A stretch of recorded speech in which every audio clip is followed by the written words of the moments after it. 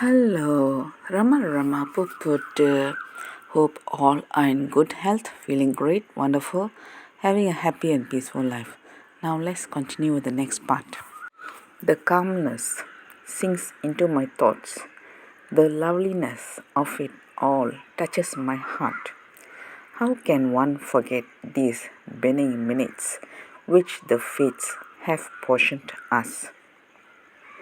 When they make us play with the thought that under the cruel face of life, a benevolent and beautiful power may yet be hiding.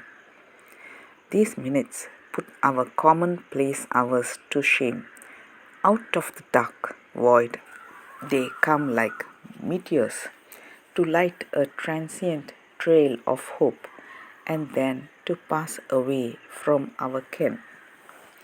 Fireflies whirl about the Hermitage garden, drawing strange patterns of light on the background of darkness as we drive into the palm-fringed courtyard.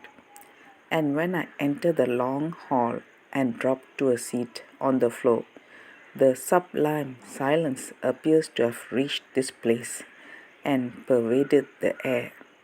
The assembled company squats in rows around the hall, but among them there is no noise and no talk. Upon the corner couch sits the Maharishi, his feet folded beneath him, his hands resting unconcernedly upon his knees.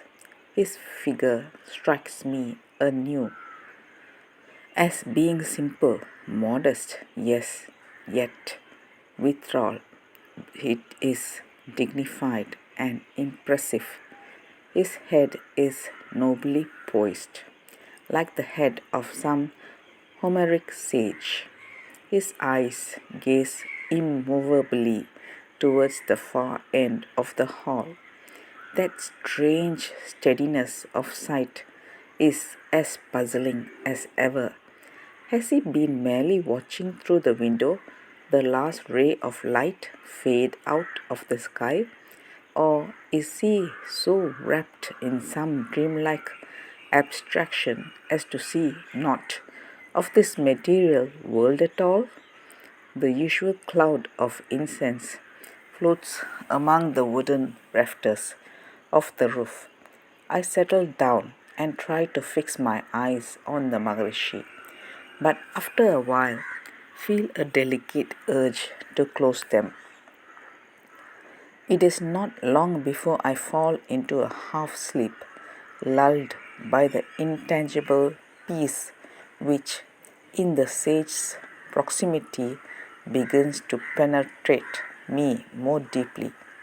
Ultimately, there comes a gap in my consciousness, and then I experience a vivid dream. It seems that I have become a little boy of 5. I stand on a rough path which winds up and around the sacred hill of Arunachala and hold the Maharishi's hand. But now he is a great towering figure at my side, for he seems to have grown to giant size. He leads me away from the hermitage and, despite the impenetrable darkness of the night, guides me along the path, which we both slowly walk together. After a while, the stars and the moon conspire to bestow a faint light upon our surroundings. I notice that the Maharishi carefully guides me around fissures in the rocky soil and between monstrous boulders that are shakily perched. The hill is steep and our ascent is slow. Hidden in narrow clefts between the rocks and boulders, or sheltered by clusters of low bushes, tiny hermitages and inhabited caves come into view.